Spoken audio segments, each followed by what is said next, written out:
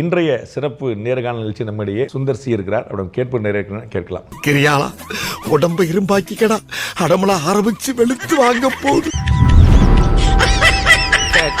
பையன் சார் இந்த பால்சாமி. பிடிஆர் பழனிவேல்ராஜனுக்கான ஒரு இமேஜ் வந்து வெளியில் ஒன்று வந்திருக்கும்ல, அந்த இமேஜுக்கும் இன்னைக்கு கீழே கிரவுண்டில் வந்து ஆப்போசிஷன் கேண்டிடேட்டாக பார்க்கறதுக்குமான இமேஜுக்கு என்ன டிஃபரன்ஸ் இருக்கு? இல்லை, அந்த இமேஜ் ஃபுல்லாக உடஞ்சிருச்சுன்ட்டு தான் நான் நினைக்கிறேன். எவ்வளவு பணத்தை செலவு பண்ணட்டா அவ்வளவுமே போச்சுடா. அவர் வந்து ஒரு மறைக்கப்பட்ட பிம்பமாக தான் எனக்கு தோன்றாரு. அவரோட ஒரிஜினல் கேரக்டர் வெளியில் தெரியாமல் தன் பிம்பத்தை முகமுடிக்கு பின்னாடி ஒளிச்சு வச்சிருந்தார். இல்லை, குலகார பையன் அவனே, உன்னைய பற்றி நான் கூட என்னென்னமோ ரசிக்கிறேன். நீயோட சீப்பாளா இருந்திருக்க. ஃபர்ஸ்ட் டைம் வந்து அவர் என்கிட்ட ஒரு வார்த்தை சொன்னார், அறியாமைன்னு சொன்னார். அது எனக்கு ரொம்ப சூடாகிருச்சு. அறியாமைன்னு என்ன கண்ணுக்கு முன்னாடி பார்க்குறதா நான் பேசுகிறேன். ஒரு சின்ன குழந்தை பார்த்தா கூட தெரியும். அதுக்கு வேறு கவுண்டர் கொடுத்துருக்காரு அவர். வந்து கண்ணு வந்து இருந்தால் குழந்தையும் பார்த்துடலாம், குரங்கு கூட பார்த்துரும், கண்ணாடி இருந்தால் போகலாம், ஆனால் பின்னாடி அறிவு இருக்கணும்ல அப்படின்னு. அப்படி அறிவு இருந்தால் ஏன் 2 வருஷம் ஃபைனான்ஸ் மினிஸ்டர் வந்து அந்த போஸ்ட்லேருந்து அவரோட முதலமைச்சர் அவரை தூக்குனார்? இப்படி ஓப்பனிங்ல எண்டு கார்டு போட்டாங்களே, இதுக்கப்புறம் எப்படி பாஸ் டீல் பண்ண போறீங்க? அப்படி ஒரு அறிவாளியாக இருந்தால் ஐடி செக்ரட்டரியாக கட்சியில் இருந்தார், அந்த போஸ்ட்லேருந்து அவரை தூக்கி அவரோட ஜூனியருக்கு ஏன் கொடுத்தாங்க? அப்படி பெரிய அறிவாளியாக இருந்தா. அதை வேற ஞாபகப்படுத்திட்டீங்க. நெஞ்சமெல்லாம் பொண்ணா இருக்கு தம்பி, மறக்க முடியல. அப்படி அறிவாளியாக இருந்தால் இது வரைக்கும் மதுரைக்கு என்ன சாதிச்சிருக்காரு?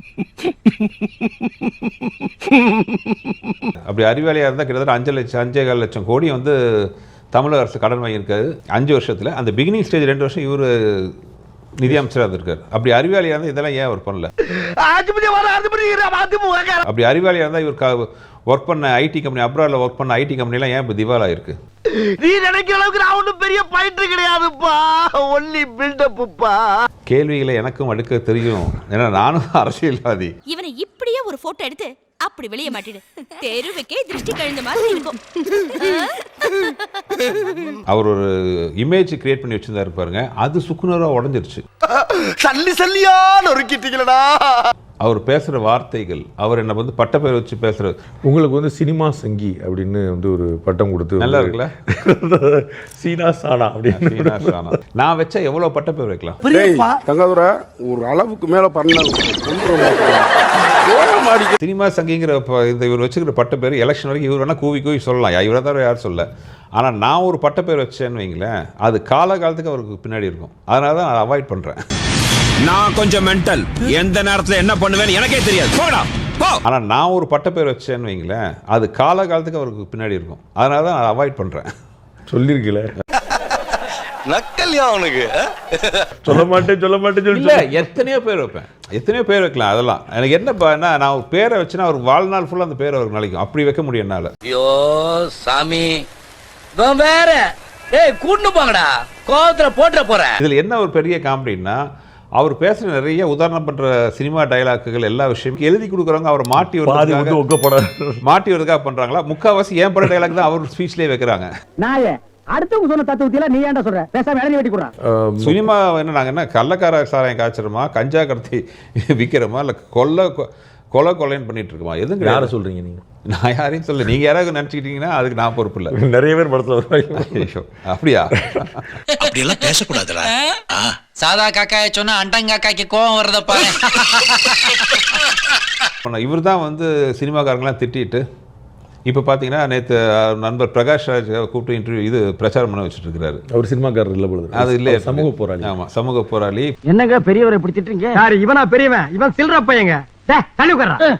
பாத்தீங்களா, சில்றங்கிறத கன்ஃபார்ம் பண்றான். அப்படி அவருக்கு செல்வாக்காக தான் மதிப்புக்குரிய துணை முதல்வர் உதயநிதி ஸ்டாலின் 2 நாளைக்கு முன்னாடி வந்தார். அவர் வந்து இவரை தொகுதியை தவிர மற்ற எல்லா தொகுதியும் மதுரையில் பிரச்சாரம் பண்ணிட்டு போறாரு. என்னங்க எப்படி சொல்லிட்டீங்க? உண்மையை சொன்னேன். மனசு இல்லனாலும் அதான் நேசம். நாளைய வந்து இவரோட சார்ந்த கட்சியின் தலைவராக பார்க்கப்படும் திரு மதிப்பிற்கு உதயநிதி அவர்களே இவருக்கு பிரச்சாரம் பண்ணாமல் சுற்றி இருக்கிற மற்ற ஏரியாலாம் பிரச்சாரம் பண்ணிட்டு போயிருக்காரு. நான் இங்க மனசு வருத்தத்துல இருக்க, உனக்கு சிரிப்பு வருதா? போடா அங்கடி வந்துருச்சு.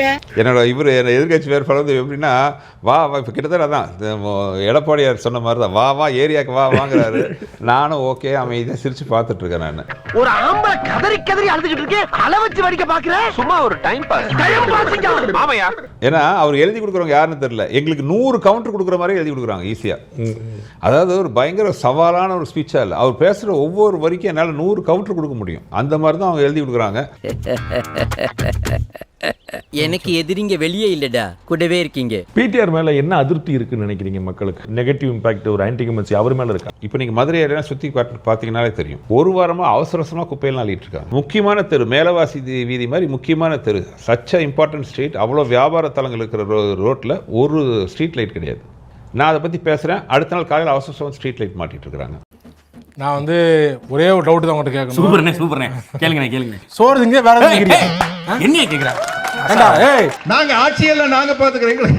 எங்களுக்கு சூப்பர் தலைவர் ஸ்டாலின் நிற்கிறாரு, அவர் பாத்துக்குவாரு. டெல்லி எடுத்து கெத்தா நிப்பாரு.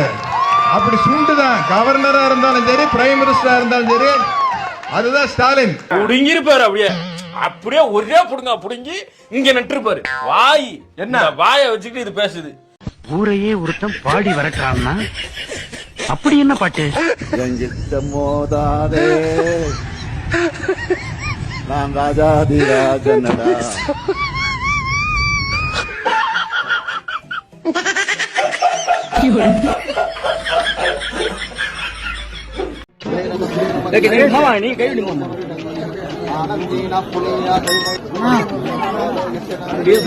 என்னடா நடக்குது இங்க?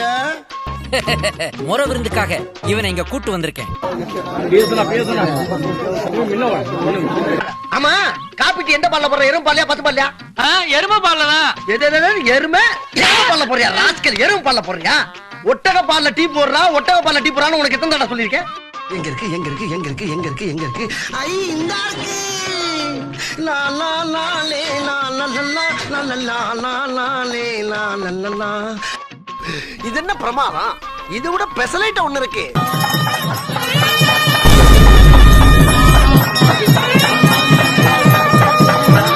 என்னடி இது? நான் 2 நாள் 2 பேரை அழைச்சிட்டு வீட்டுல விடுறேன். ஃப்ராடு. பகுத்தறிவு, கடவுள் மறுப்பு, மூட நம்பிக்கை ஒழிப்பு எல்லாம் ஊருக்கு தான். முதல்ல உன் பொண்டாட்டிய திருத்துடா அப்படின்னு உங்க மனசாட்சி உங்களை பார்த்து கேள்வி கேட்காத மிஸ்டர் பார்த்தசாரதி. இந்த ஈன பொழப்புக்கு பேசாம எங்கேயாவது போய் ஊருக்கு போயிடலாம்ல. சரி நிசா விதவிதமாய் வித்தியாசமாய் அழகழகாய் அற்புதமாய் நிச்சயமாய் திருட்டு உருட்டு. திமுக வித்தியாசமாய் விதவிதமாய் ஊழலின் தங்க மகுடம். விளம்பர மாடல் ஆட்சியை கண்டு ஏமாந்து விடாதீர்கள். விளம்பர பிரியர்களை மாற்றம் என நம்பி விடாதீர்கள். நான் ஞானசேகரன். அண்ணா யூனிவர்சிட்டியில ஒரு மாணவியை ரேப் பண்ணேன். நான் ஜாபர் சாதிக்கு சர்வதேச அளவுல போதைப் பொருள் கடத்தல் பண்ணேன். நான் கண்ணுக்குட்டி கள்ளச்சாராயம் வித்து 70 பேரை கொன்னேன். நான் கிருஷ்ணகிரி திமுக நிர்வாகி 2 வயது குழந்தைய சீரழிச்சு கொன்னுட்டேன். நான் கிட்னி திருடேன். 7 ஜனங்களோட கிட்னியை திருடி வித்து பொழைக்கிறேன். நான் சின்ன பசங்களுக்கெல்லாம் கஞ்சா சாக்லேட் வித்து சம்பாதிக்கிறேன். நான் கரூர் கம்பெனி மெம்பரு. டாஸ்மாக்ல டெய்லி 10 ரூபாயா பல கோடி திருடுறேன். நான் மணல் மாஃபியா தலைவர். ஆத்து மணலை அள்ளி வித்துட்டு இருக்கேன். நான் குவாரி மாஃபியா, மலைகளையும் குவாரிகளையும் வெட்டி கடத்துறேன். நான் என் பேரை சொல்ல விரும்பல. வேங்கை வயல்ல குடிக்கிற தண்ணியில மலத்தை கலந்தேன். நான் நகராட்சி துறை ஊழல்ல நல்ல காசு சம்பாரிச்சேன். நான் கொங்கு ஏரியாவுல தனியா இருக்கிற வீடுகளுக்குள்ள புகுந்து கொலை பண்ணி கொள்ளையடிச்சேன். நமக்கு வழிப்பறி செயின் பறிப்பு தானுங்க தொழில். நாங்க எல்லாரும் செஞ்சது சரின்னு நீங்க நினைச்சா அடுத்த 5 வருஷம் இதுவே நடக்கணும்னு நீங்க நினைச்சா எங்களை வாழ வச்சு இந்த தெய்வத்துக்கு ஓட்டு போடுங்க.